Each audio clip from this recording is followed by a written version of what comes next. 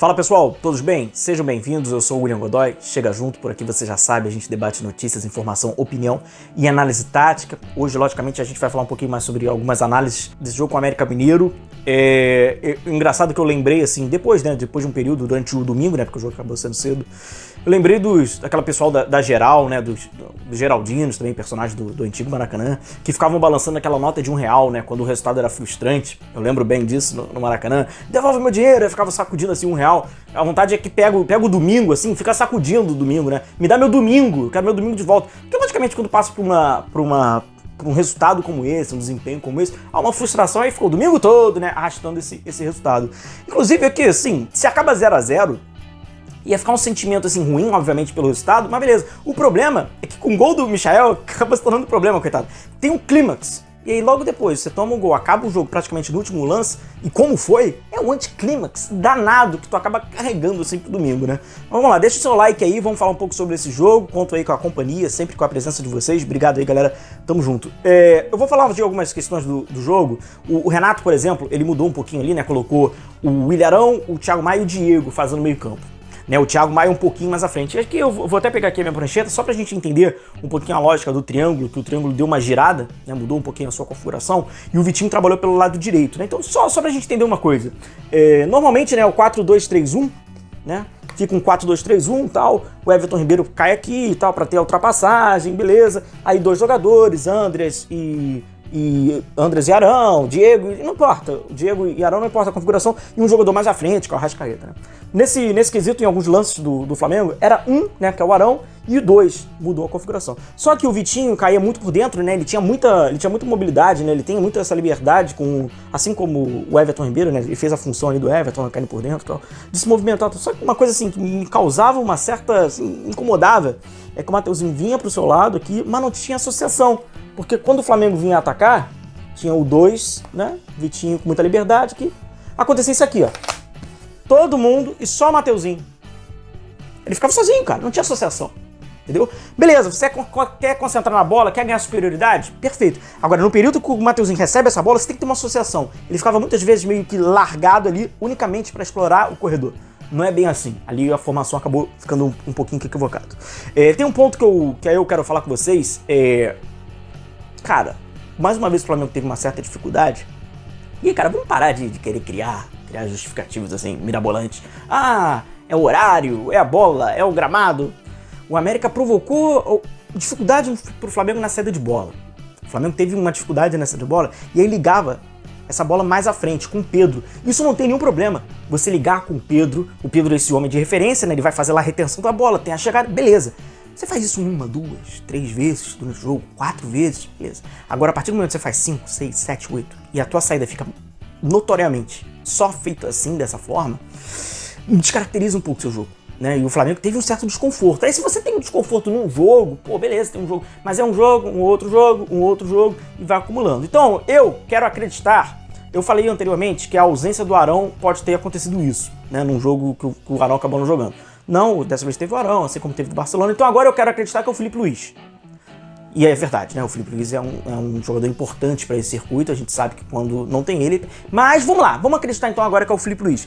Mas de fato teve muita dificuldade. O Flamengo teve muita dificuldade. E ainda no período, né, dessa saída, né, mas não lá atrás, dentro da área, de um tiro de meta, mas na construção iniciando ainda essa saída, para você quebrar a primeira, a segunda linha do adversário. Inclusive foi quando, né, o Andrés até entrou, estava no segundo tempo, entrou no lugar do Diego. Olha ele completamente isolado no círculo central. Uma única referência, né, ele mais à frente, entre 4 jogadores, né, porque 2 jogadores do América marcando mais à frente e 2 atrás dele, um inclusive no cangote. Então assim, cara, você tem que criar, você tem que tentar buscar superioridade. Esse triângulo, ele tem que fechar. O Flamengo tem que ganhar, senão não vai conseguir quebrar essa primeira e essa segunda linha. Aí o passe vem quebrado, o passe não vem bom, aí já exige mais domínio orientado do cara mais à frente, enfim, vai tudo complicando. Segunda bola, Andrés, girou. Pô, o cara tem que ter campo, o cara tem que ter jogo, e a gente vê ele no meio de 4 jogadores, aí fica complicado de fato. E atrapalha tudo. Então eu acho que hoje é um ponto também que o Renato tem que ficar atento e tem que se trabalhar. Porque senão fica difícil, empobrece o período mais à frente, né, de criação. Um outro ponto que a gente acaba falando um pouquinho sobre essa questão, né, da movimentação, da associação dos jogadores e tal, passa por interpretação, tomada de decisão. Teve um intervalo, um período no segundo tempo, antes do gol do Michael, que é uma sucessão de tomadas de decisões erradas dos jogadores da frente. Pedro tomando decisão errada, o Michael tomou uma decisão errada, o Bruno Henrique tomou uma decisão errada, o Lázaro, que entrou, né, no segundo tempo, tomou uma decisão errada. O Lázaro, por exemplo, foi querer dar um elástico, o elástico arrebentou. Só foi um movimento. Foi uma sucessão de erros. Aí o Michael fez uma bonita jogada, uma jogada lá individual, conseguiu fazer lá a jogada da direita para a esquerda, vindo por dentro. Será que se o Michael começasse, aí vem aquele si, né? Mas é o campo da hipótese, mas enfim, fez uma bonita jogada. O Pedro deu o seu melhor toque na bola na partida, que é quando ele não tocou na bola, ele deixou passar, veio o Michael e fez o gol do Flamengo. E aí vem o problema. Porque quando você acha que o resultado vai vir favorável, apesar de um rendimento abaixo, de muitos problemas, vai ser com 1-0, é um gol completamente tolo. Completamente tolo. E aí eu não vou precisar narrar o gol pra vocês sabem o que aconteceu, o que foi o gol. Agora só tem um ponto, cara. Foi o tal do gesto técnico. Quando o Gabriel Batista dá pro René essa bola, se ele domina bem essa bola, se ele não tivesse dificuldade para dominar a bola, possivelmente nada iria acontecer, não iria suceder de perder a bola, volta pelo lado esquerdo, faz o cruzamento, ele mesmo não consegue cabecear. Um domínio, uma coisa boba. Acabou errando um gesto técnico, o Ribamar, né, forçando ali o erro, a bola cai para a esquerda, tal, tem cruzamento, você já sabe. Então assim, uma bobeira. E aí fica esse gosto amargo, de fato. Pela questão da tabela, pela questão da condição hoje da classificação do Flamengo e tal. O pessoal, inclusive, comentou bastante comigo na live, no pós-jogo, quando a gente fez, sobre aquela parada técnica, né? Escutar o microfone ali com o Renato Gaúcho e tal. Vou falar assim, cara, pra vocês, um pouco que constrangedor, por um lado, mas do outro lado pra mim não é nenhuma novidade. A gente, quando já passa um tempinho, como repórter ali no campo, a gente escuta até coisas piores, tá? Então, eu não fico tão abismado assim. Mas quando o Renato até fala ali, né, tá com a perna boa pro René, e o René fala, pô, tá com 2 ali, às vezes com 3. Sério que eles não sabiam que ia ter 2, talvez pudesse ter 3 ali com o René? Ademir e Patrick, né? Alguma novidade?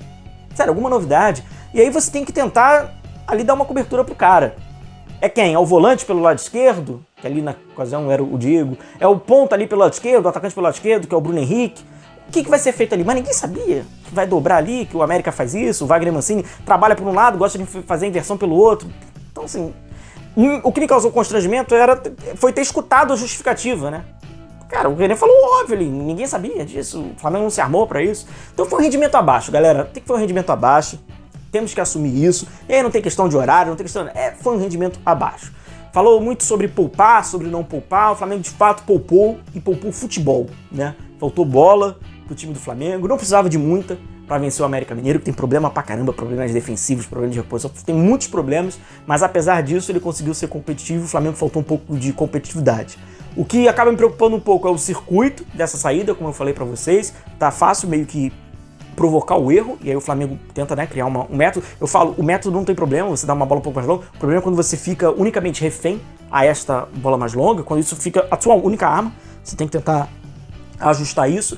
Claro que tem o entrosamento dos jogadores, óbvio, não poderia ser diferente, mas a gente está falando de um time muito bem valorizado.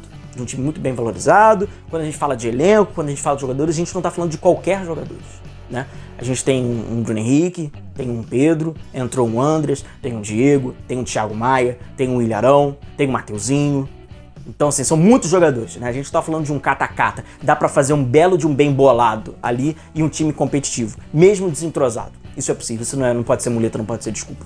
Beleza, galera? Então, agradecer aí vocês pela companhia, deixa o like de vocês, a gente vai se vendo numa próxima. Libertadores, agora é diferente, hora de virar a chave e torcer pra ter um Flamengo melhor. Valeu, galera, um forte abraço a todos vocês, continue se cuidando.